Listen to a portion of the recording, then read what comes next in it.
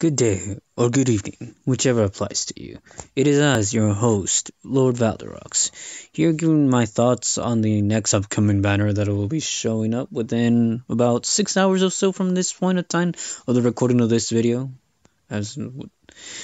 Anyways, to cut to the chase, I won't make this video long. I'll try to keep it as short as possible, pretty much getting to the point, maybe illustrating some thoughts on the quest that we'll be tackling, but primarily it'll be about this banner. So, let's get on with this. As you all know, we'll be receiving Edmund Dantes in the next upcoming banner. Receiving a chance, I should say, to roll for him. And looking at the banner, assume we're going by what is shown in the image right there, there will also be a chance to be rolling for kaleidoscopes. So, this banner is one of those, what you would call, baity, but not baity, I guess.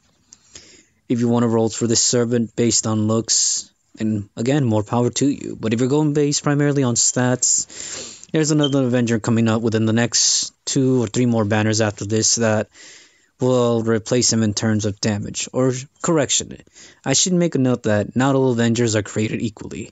Edmund Dantes is a servant that has an AoE Noble Phantasm, which if we go down here, it's Enfer Chateau de deal heavy damage to all enemies and decrease defense for 3 turns, so forth and so on, and inflict curse for 5 turns. Again, he's an AoE Avenger. And as far as Avengers go, well, if you're, again, like I said, if you're going based on stats, comparing him to Jean Alter, who will be coming up with the next, like I said, 3 more banners after this, she far outclasses him in terms of raw damage. So, in terms of damage, you're better off waiting for Jean Alter if you've been waiting this long. But again, those are my thoughts on the matter. Again, he looks nice, again. So, for those of you that, again, appeal to his artwork, again, more power to you and roll for him. But one thing I wanted to make a note of is people tell and say in other YouTube videos, yes, roll for your favorite servant if that's who it is. But what they forget to mention constantly all the time that irritates me, and again, this is just me personally, you don't have to take it to heart, don't have to get all butthurt about it. They neglect to mention and remind you that it's a 1% chance to roll the servant, regardless of rate up. Allow me to elaborate on what a couple of other YouTubers have actually, I guess, more or less elaborated once. I will, I guess you could say, take the liberty of reminding people because, again, you're essentially gambling. Don't try to sugarcoat it or anything of the sort. You're gambling. I am as well. I am not denying it in any way or form. Every time you roll for a 5-star servant, assuming you're going for that 5-star servant and nothing else, or if you're going for a 4-star, that's a whole different plate you want to consume right there. But right now we're talking about the 5-star.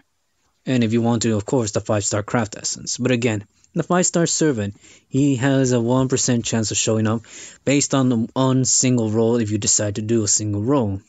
Now, again, if you do a multi, it's one of those things where, again, the multi guarantees a 4-star card or above. Again, that 4-star card could be a servant or a craft essence. It could be split right there down the middle. And even then further down, even more in the middle, where that 4-star or above card, again, above card could be, again, a servant or a craft essence. There's no guarantee. Again, yes, it's one of those things where you see other people post their pictures or post their videos, for that matter, that they show that they got said 5-star servant with 1 ticket or a single roll of 3 quartz. Heck, even a 10 roll, or even within 3 10 rolls. But you have to keep in mind, it's a 1% chance. A grim reminder that, again, I wish I had the recording of this, was when I was rolling for Tesla. Again, this is my own personal experience, again, and I am a whale too. But you have to keep in mind, how much are you willing to fish out for these servants too?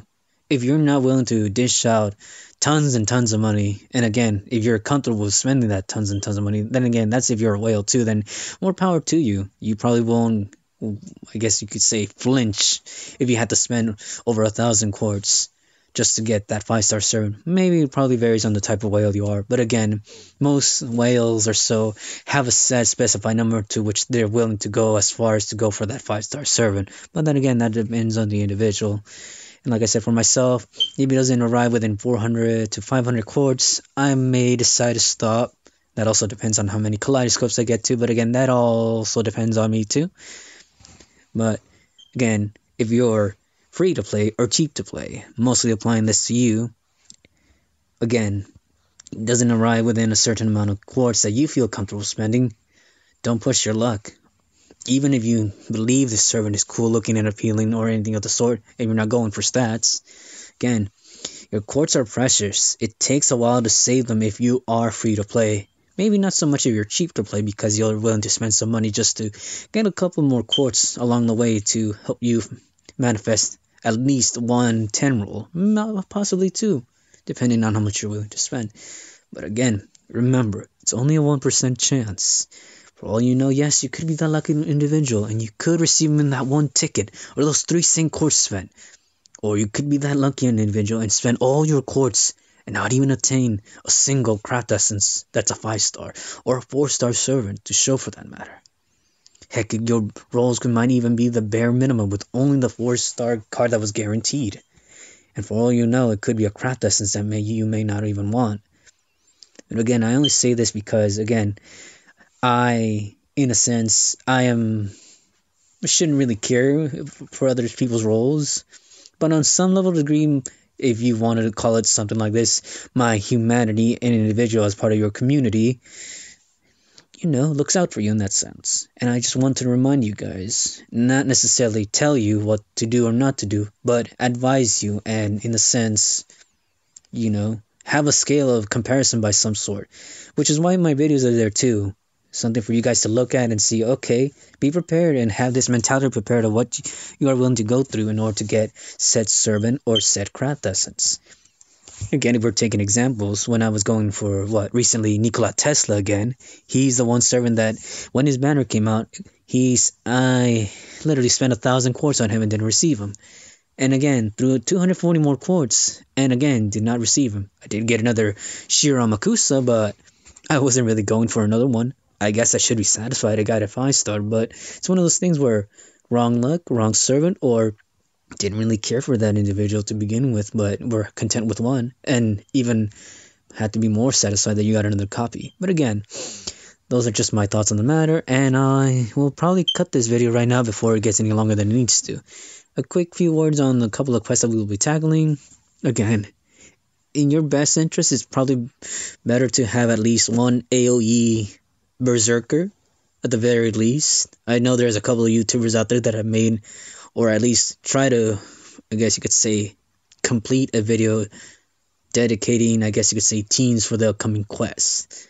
My thoughts on the matter, at least have one single target Berserker that's a decently high level so they can survive and dish out damage. One AoE Berserker so they can at least dish out and again same, survive. And then as far as the rest of the servants go, the same rule applies. You basically only want to have one of each, an AoE and a single target servant.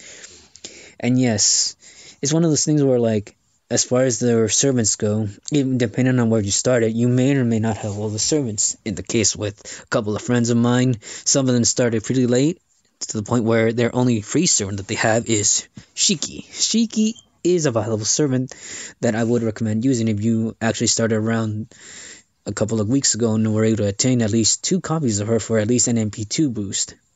Any more than that is even better. MP1, she's still reliable, but there's always a chance that her damage output from 1 MP strength is not all that great. But she, again, a valuable servant because she's free.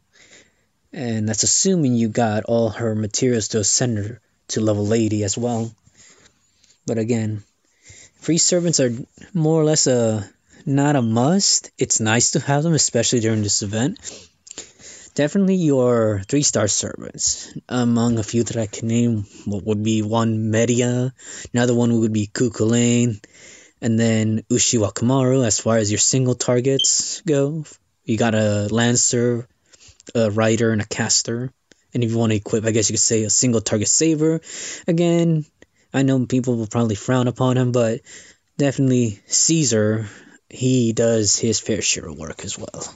If you want an archer single target, I guess you can go with either Robin Hood, Uriel, or I believe David does also single target damage. And then we're looking at the cavalries to complete the list. We covered it, what was it? A caster, and then also a rider. As far as assassins go, I want to say if you're going for raw damage, Jinke is not necessarily a bad servant. She does okay, but she's not the best at it. Maybe if you're looking for, I guess, higher MP damage, you'd probably look more to Hassan of the Cursed Arm, or for that matter, even Kojiro as well. But again, Kojiro, he'll get the job done enough to a certain point, but again, not to bash him. He is a free servant as well. And then as far as 3-star berserkers, obvious picks that come to mind right off the top of my head: Lu Bu Feng Shui. He's a 3-star berserker single target, and then you got, I believe for berserker mob, you have Darius. That one that comes to mind anyways. There are many other servants that are lower star and below that, again, I would recommend. But again, it's one of those things where you either fight with your servants that you like, or fight with the servants that you know based on stats. But keep in mind, this event is going to be a little bit more challenging than the past couple of events we've had, so be prepared. Again, use those whale supports that you have on there. If you are on my support list, I'll make sure to have servants that do single target damage at the very least, so you are more or less well prepared and at least supporting your servants properly.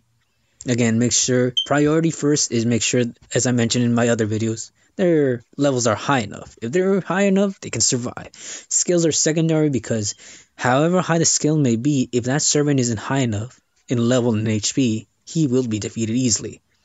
But again, cutting the video short right now because this should be enough. Again, thank you all for those that continue watching my videos. And if you like this stuff, just let me know, comment, and for any questions, like, and subscribe if you want to keep watching my videos as well. I'll keep on coming with more videos for as far as banners go. A couple of playthroughs just to illustrate how I'm tackling these quests. I may or may not decide to form 3 teams based on 3 stars, but it's one of those things where if you have the servants, I kind of feel like other people are doing it as well, and they probably do a better job. I might be able to do a decent job at it, not the best job at it. If I was more of a formula, I can have a better display of it. Again, they have their works to show for you guys, so they can help you guys along the way. I, again, can answer questions if anyone has any questions. But anyways, good luck to you guys that'll be rolling the banner, and good luck to you guys in the upcoming quest. And as well, if you'll be watching my videos for my rolls, be prepared again for much, much needed salt. There will be plenty of it. This is your host, Lord Valrox. Do take care, and have a wonderful day.